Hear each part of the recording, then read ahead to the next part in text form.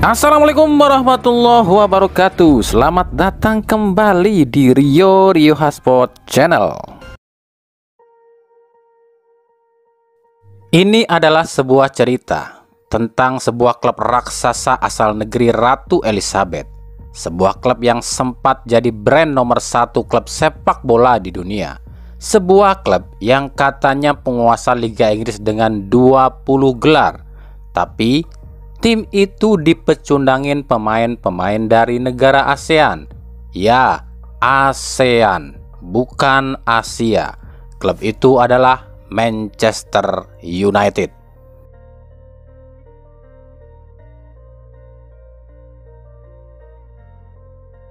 Ya, klub sepak bola terpopuler di Inggris Raya, Manchester United, baru saja dipermalukan ASEAN All Star.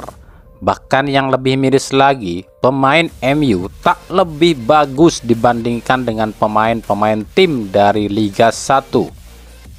Gol tunggal striker Myanmar, Maung Lin, membuat pasukan Ruben Amorim harus mengubur mimpi membawa trofi untuk pertama kali musim ini. Sebab sepanjang musim ini tim ini tak raih satu pun trofi.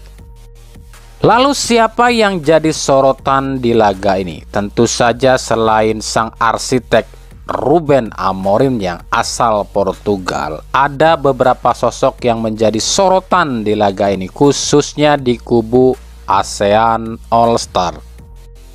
Selain pelatih asal Korea Selatan Kim Sang-sik, juga ada Maung Lin, tapi dua pemain Indonesia pun jadi sorotan di laga ini. Oke, itu tadi ya cerita sedikit soal tim yang katanya tim paling populer, tim yang paling banyak koleksi gelarnya di EPL, English Premier League. Manchester United baru saja dipecundangin ASEAN All Star 1-0. Nah, dua pemain Indonesia yang tampil di laga ini menyorot perhatian publik dunia. Malik Rizaldi dari Persebaya dan Kakang Rudianto dari Persib jadi sorotan. Bahkan Kakang mampu menjadi pemain dengan rating paling tinggi di laga ini, yakni 4,4.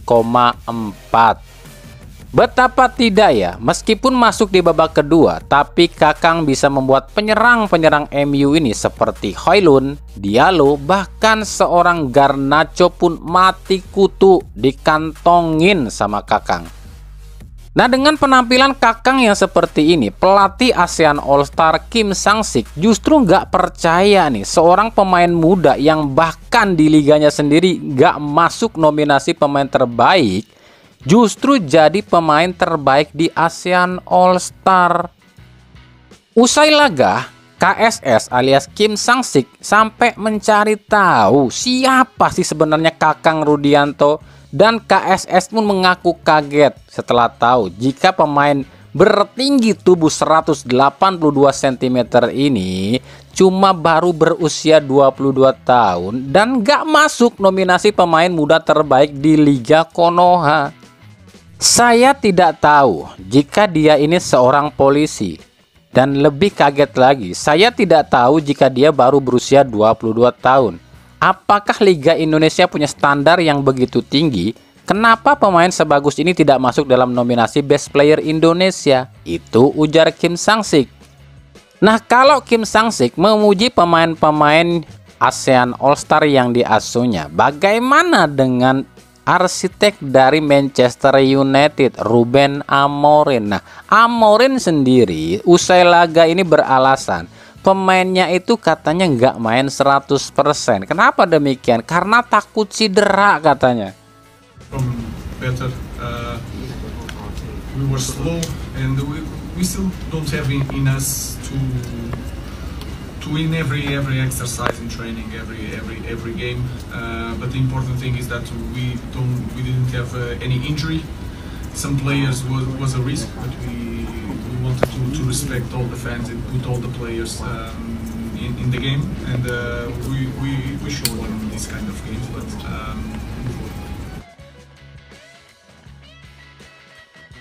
Amorim sendiri justru tertarik pada pemain asal Malaysia Sergio Aguero yang mampu jadi jenderal lapangan tengah ASEAN All Star. Nah, dengan hal ini maka sangat disayangkan jika Persib Bandung melepas Kakang Rudianto ke Bayangkara FC, sebab kemungkinan setelah laga ini Kakang akan banyak dapat tawaran dari klub-klub luar negeri.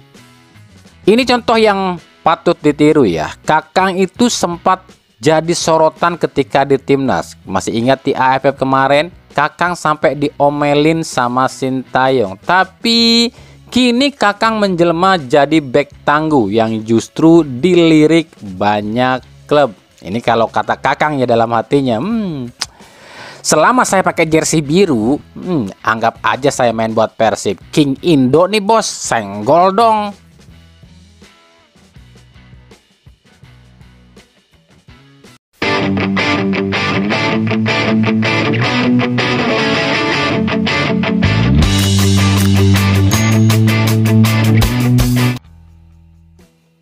Nah itu tadi ya, sebuah kejadian yang agak kontradiktif. Sebuah tim yang katanya tim nomor 1 terpopuler di dunia justru babak belur di tangan pemain-pemain ASEAN. Nah kalau kejadian yang ini tuh mengajarkan kita pentingnya sebuah adab, sebuah tata krama, sebuah attitude, dan sebuah wawasan ilmu yang cerdas.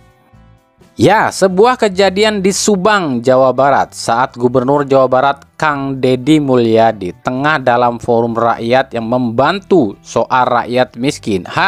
Tiba-tiba ada sekelompok pemuda yang mengaku dari supporternya Persikas Subang berteriak, "Selamatkan Persikas, Persikas hore, Persikas ini, Persikas itu." Nah, coba lihat sendiri aja deh videonya.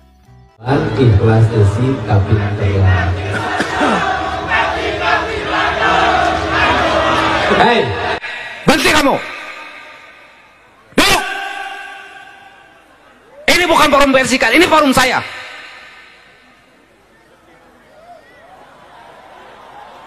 Siapa kamu? Turunkan spanduknya. Turunkan.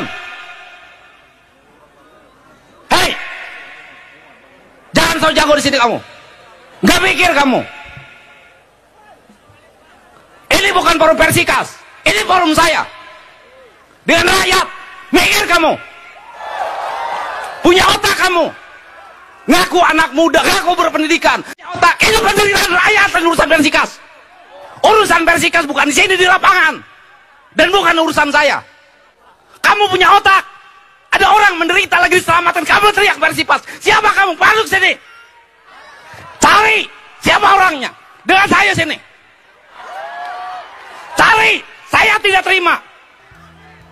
Nah pertanyaannya mungkin ada di benak kalian, kenapa KDM begitu emosi? Ya wajar, sebab para orang-orang yang menamai mereka supporter Persikas ini salah tempat dan juga nggak sopan.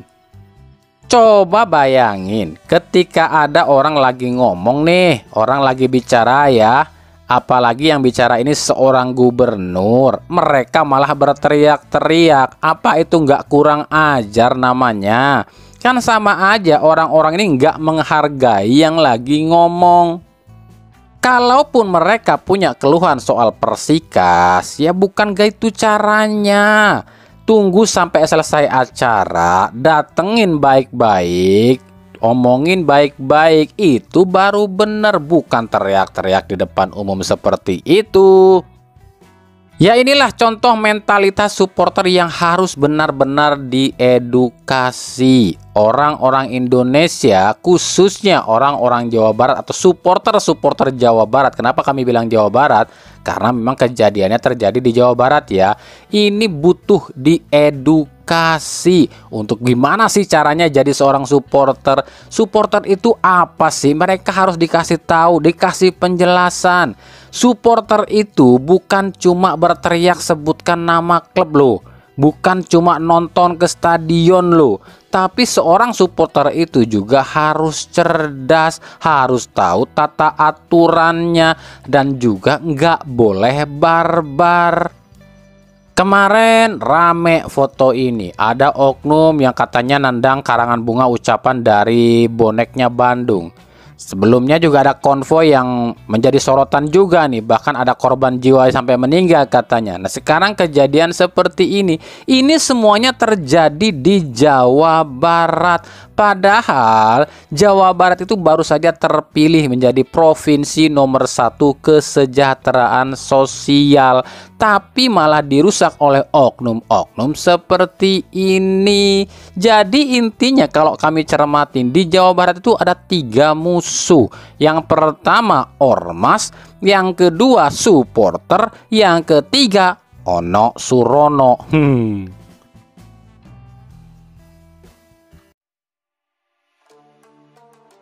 Komisi 10 DPR RI kemarin baru saja menyetujui proses naturalisasi 4 pemain timnas wanita. Nah, mungkin ada di antara kita semua yang belum kenal nih siapa 4 pemain yang katanya calon naturalisasi pemain timnas wanita.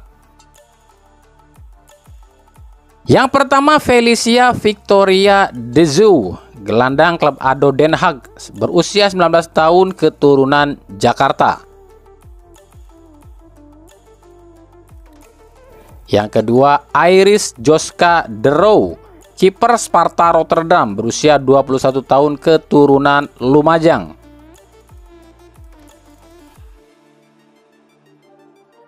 Yang ketiga, Isa Gusje Wap, striker klub NAC Breda, 20 tahun, keturunan Padang. Yang keempat, Emily Julie Frederick Nahon, bek tengah klub Arkansas di Amerika, keturunan Bogor. Itu tadi ya, 4 pemain timnas wanita yang kemarin baru saja disetujui proposalnya untuk dinaturalisasi di Komisi 10 DPR RI. Pokoknya kalau timnas putri main di Indonesia ya siap-siap aja, para Jones dan para Pascol ini ngiler cuy, lihat kecantikan dan kemolekan para pemain timnas wanita. Ayo ngaku lo, siapa kalau yang nonton timnas wanita buat bukan permainannya yang dilihat tapi anunya.